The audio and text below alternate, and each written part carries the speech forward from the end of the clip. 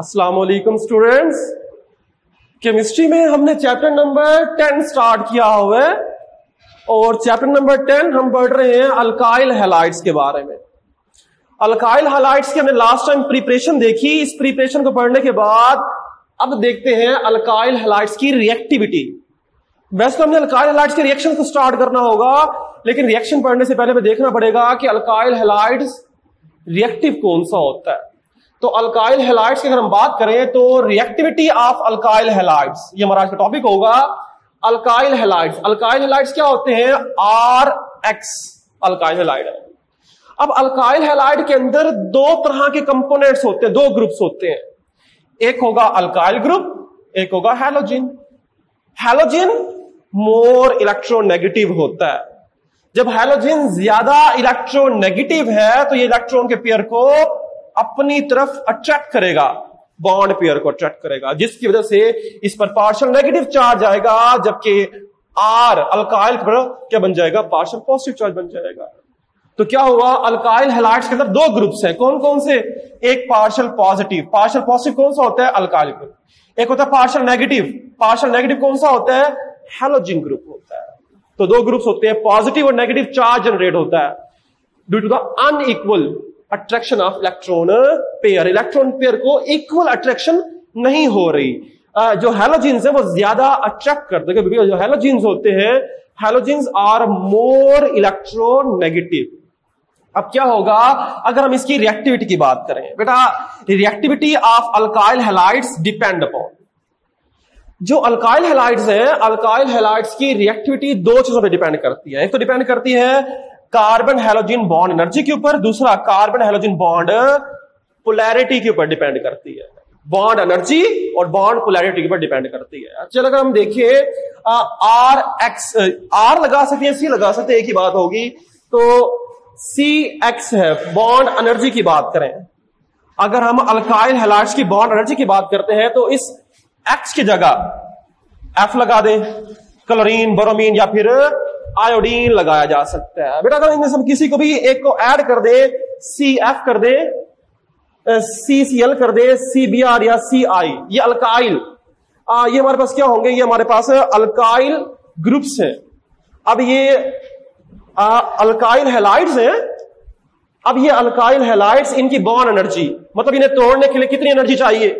तो जो CF है, CF, इसे तोड़ने की एनर्जी चाहिए होती है 467 किलो जूल पर मोल, जबकि CCl बॉन्ड को तोड़ने के लिए 349, CBr को 290 और जबकि CI को 228 किलो जूल पर मोल एनर्जी रिक्वायर्ड होती है।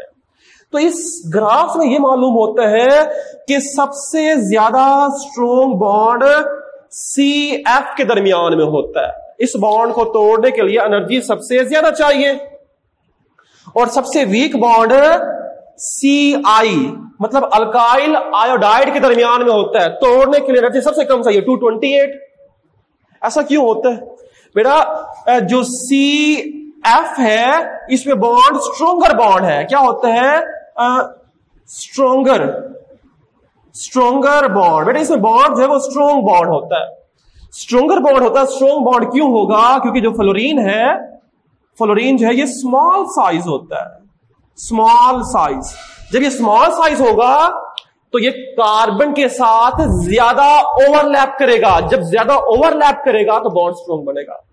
तो बॉन्ड स्ट्रॉन्ग होगा, तोड़ने की एनर्जी ज्यादा चाहिए होगा। इसके अपोजिट अगर हम बात करते हैं CI की, अल्काइल आयोडाइड है ये। तो अल्काइल आयोडाइड में क्या होता है? आयोडीन जो है ये क्या हमारे पास है, इसमें वीक बॉन्ड होता है। ये वीक बॉन्ड है। ये वीक बॉन्ड क्यों है? इसकी एनर्जी से मालूम हो रहा है कि एनर्जी सिर्फ 228 चाहिए इसके लिए।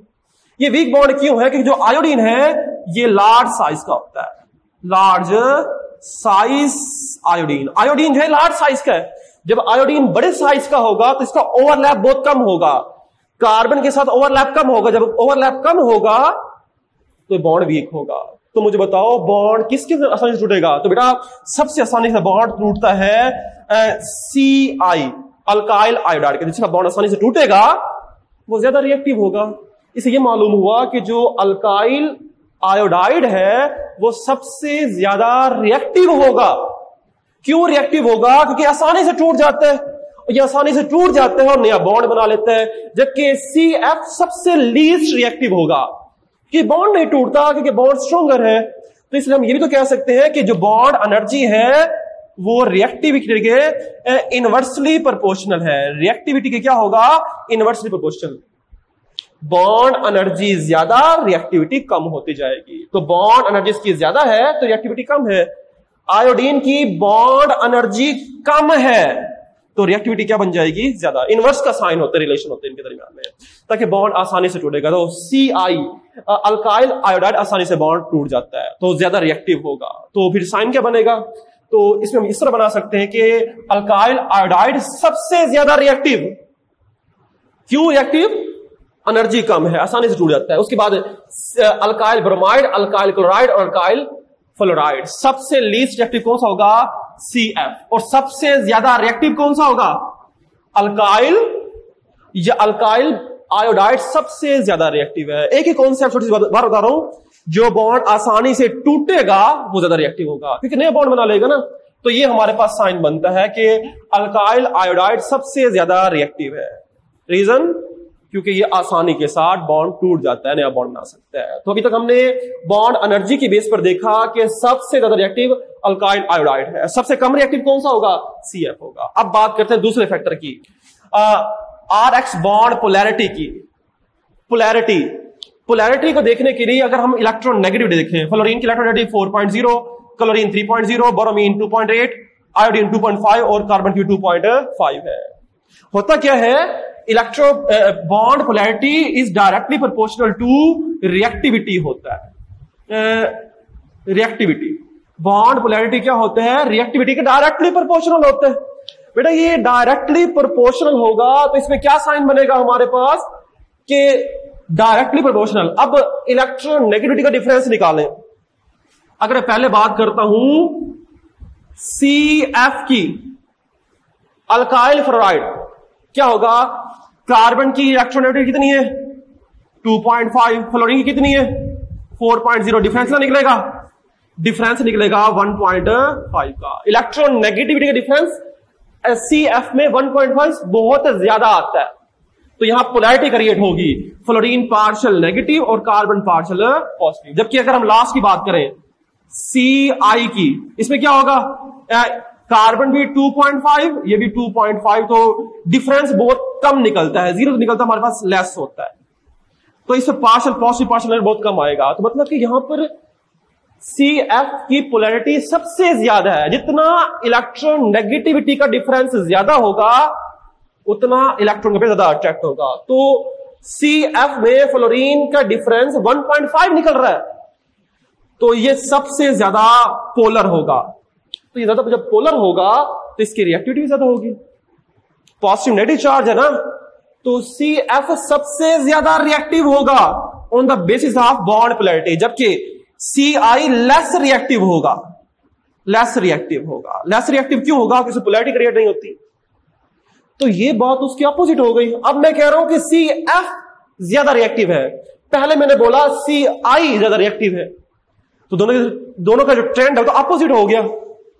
तो फिर एक्सपेरिमेंट के जरिए बेटा देखा गया, एक्सपेरिमेंटल देखा गया कि जो हमारे पास बॉन्ड एनर्जी है हम उस पर डिपेंड करते हैं। जो HI है ये ज्यादा रिएक्टिव होगा। हम बॉन्ड एनर्जी को देखेंगे, बॉन्ड टूटेगा तभी तो बॉन्ड बनेगा नया। तो CI ज्यादा रिएक्टिव होता है, CF इस बॉन्ड एनर्जी ज्यादा होती है, बॉन्ड स्ट्रोंगर होता है, बॉन्ड नहीं टूटता। जब बॉन्ड टूटेगा नहीं तो ये रिएक्टिविटी कम रखता है। तो CF इलेक्ट्रॉनिक डिफरेंस क्या हमारे पास हाई होता है, इसलिए क्या ज्यादा रिएक्टिव होगा पोलैरिटी की बेस पर। लेकिन ओवरऑल रिजल्ट क्या निकलेगा हमारे पास? अगर हम ओवरऑल रिजल्ट निकाले तो हम ये कहेंगे हमारे पास यही साइन बनेगा। हम डिपेंड किस ऊपर करेंगे? बॉन्ड एनर्जी के ऊपर।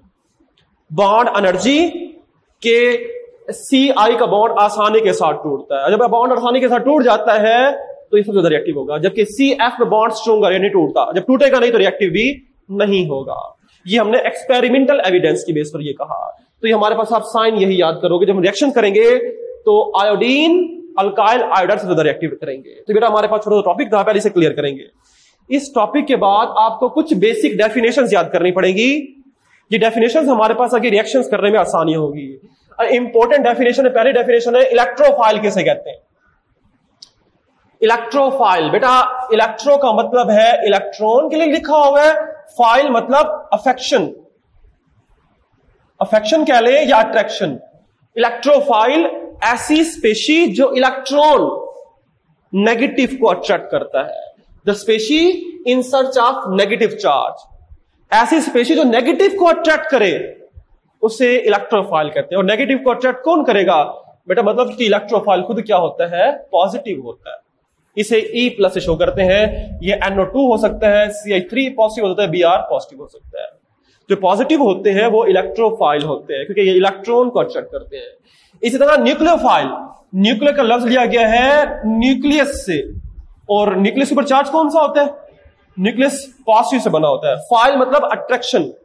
न्यूक्लियोफाइल ऐसे कंपाउंड है, ऐसी स्पेशीज जो पॉजिटिव को अट्रैक्ट करते हैं। न्यूक्लियोफाइल न्यूक्लियस को अट्रैक्ट करते हैं, पॉजिटिव को अट्रैक्ट करते हैं। The species in search of positive charge, और जो पॉजिटिव को अट्रैक्ट करेगा वो खुद क्या होगा, नेगेटिव होगा। न्यूक्लियोफाइल खुद क्या होता है, Nu- लिखते हैं, न्यूक्लियोफाइल होगा। ये हम आगे यूज करेंगे। न्यूक्लियोफाइल नेगेटिव होता है, न्यूक्लियोफाइल पॉजिटिव को अट्रैक्ट करेगा। तो न्यूक्लियोफाइल नेगेटिव भी हो सकते हैं, it is negative.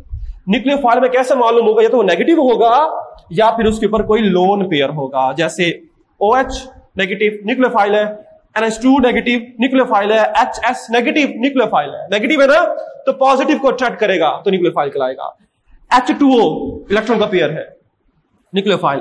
Ci3 electron का पेयर है, न्यूक्लियोफाइल। तो या तो इलेक्ट्रॉन का पेयर होगा या नेगेटिव चार्ज होगा, ये न्यूक्लियोफाइल कहलाते हैं। और लास्ट में डेफिनेशन करोगे मॉलिक्यूलैरिटी। मॉलिक्यूलैरिटी कहते हैं कि रेट डिटर्मिनिंग स्टेप के अंदर जितने मॉलिक्यूल इन्वॉल्व होंगे उन्हें कहते हैं मॉलिक्यूलैरिटी। The number of molecule involved in the rate determining step is called molecularity of a reaction। बेटा आपको ये अच्छी तरह क्लियर नहीं हो पा रहा होगा, लेकिन हमने जो नेक्स्ट लेक्चर पढ़ना है उसके अंदर आपको ये मॉलिक्यूलैरिटी का कॉन्सेप्ट सारा क्लियर हो जाएगा। लेकिन आपको इलेक्ट्रोफाइल और न्यूक्लियोफाइल का कॉन्सेप्ट क्लियर होना चाहिए कि न्यूक्लियोफाइल क्या होता है। हमने इस चैप्टर के अंदर न्यूक्लियोफाइल को यूज करना होगा। न्यूक्लियोफाइल जो खुद नेगेटिव होता है और पॉजिटिव को अट्रैक्ट करता है। तो आज का हमारा जो बेसिक टॉपिक था वो तो था हमारे पास रिएक्टिविटी। रिएक्टिविटी हमने किसके पर देखा, बॉन्ड एनर्जी की बेस पर। हमने ये कहा लास्ट में रिजल्ट कि अल्काइल आयोडाइड जो है वो सबसे ज्यादा रिएक्टिव होते हैं। बेटा यहां पर टॉपिक कंप्लीट करते हैं। अल्लाह हाफिज।